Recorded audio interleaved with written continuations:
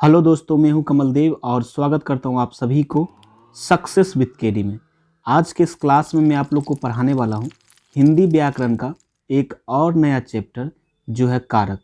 मैं कारक का पार्ट 1 वीडियो अपलोड कर दिया हूं।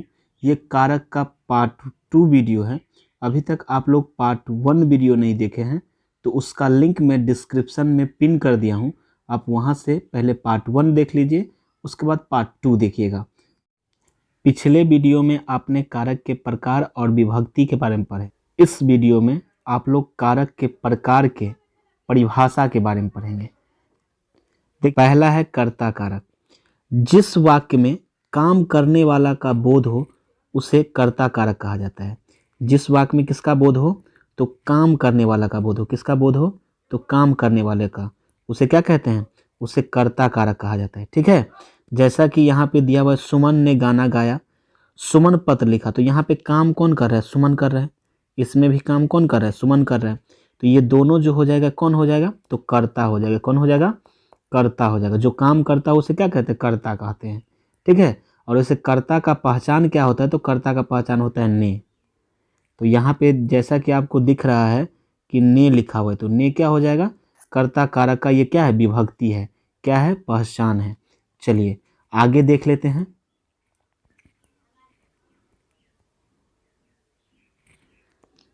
दूसरा क्या है? दूसरा है कर्म कारक।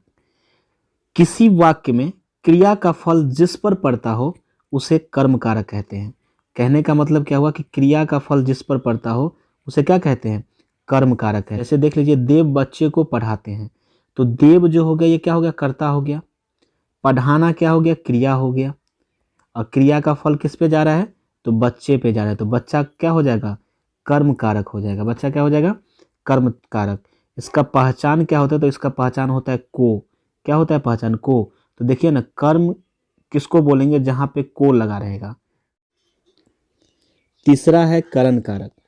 जिस वाक्य में कर्ता कार्य करने के लिए जिस साधन या हथियार का प्रयोग करते हैं उसे करण कारक कहा जाता है।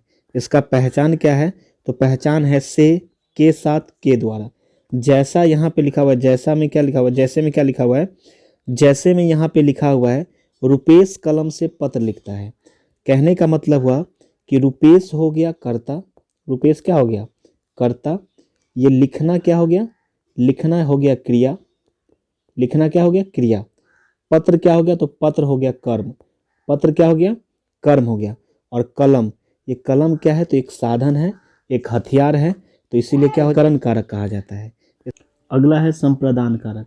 जब कर्ता जिसके लिए कुछ कार्य करता हो या जिसको कुछ देता हो उसे संप्रदान कारक कहा जाता है। पहचान देख लीजिए, पहचान जो दिया हुआ है, पहचान में क्या है? तो को या के लिए। ठीक है, तो जैसे में यहाँ पे लिखा हुआ है कि यह कपड़ा मोहन के लिए है, तो यहाँ पे के लिए जो शब्द हो गया ये आपको किसका पहचान करवा रहा है? तो ये करवा रहा है संप्रदान कारक का। अगला क्या है? आपादान कारक। वह शब्द जिसके माध्यम से अलग होने का भाव प्रकट होता है उसे आपादान कारक कहते हैं। पहचान देख लीजिए, यहाँ पे से, तो से मतलब क्या? अलग होने के लिए। जैसे में यहाँ पे क्या दिया? पेड़ से पत्ता गिरता है, या यहाँ पे देख लीजिए ना, पेड़ से अलग हो रहा है कि नहीं हो रहा है पत्ता, तो ये से जो है किसका पहचान करवा रहा है? तो ये से पहचान किसका करवा रहा है? तो ये करवा रहा है आपादान कारक का। या आप ऐसे भी बोल सकते हैं एग्जाम्पल में, सुमन सुमन सुमन घर से, सुमन घर से स्कूल जाता है। कहाँ जाता है? स्कूल जाता है। ठीक है, तो इस कंडीशन में भी यहाँ पे देखिए ना, घर को छोड़ रहा है कि नहीं छोड़ रहा है, तो ये से आ रहा है कि नहीं आ रहा है, तो ये किसका पहचान करवा है? तो अपादान कारक का पहचान करवा रहा है। चलिए आगे देख लेते हैं। अगला है संबंध कारक। वाक्य में जिस पद से किसी संज्ञा या सर्वनाम का दूसरे संज्ञा या सर्वनाम से संबंध प्रकट हो उसे संबंध कारक कहा जाता है। ठीक है, पहचान में यहाँ पे देख लीजिए, पहचान में यहाँ पे दिया हुआ है का, की, के, रा, री, रे, मतलब ये सब इसका क्या है? संबंध कारक का पहचान है। यहाँ पे देखिए, यहाँ पे जैसे में लिखा हुआ है देव का मित्र क्या है? श्वेता है। देव का मित्र क्या है? कौन है? श्वेता है। तो कहने का मतलब हुआ देव क्या है? तो ये कर्ता हो गया। देव कौन है? कर्ता है। श्वेता कौन है, तो ये कर्म है, कर्म कारक। और यहाँ पे का जो है, का किसका पहचान करवा रहा है, तो संबंध का पहचान करवा रहा है। कौन सा संबंध, तो मित्र का संबंध। तो ये मित्र का जो संबंध है, ये से देव जो है और श्वेता जो है, ये दोनों क्या है, संज्ञा है। ये दोनों कौन है, तो संज्ञा है।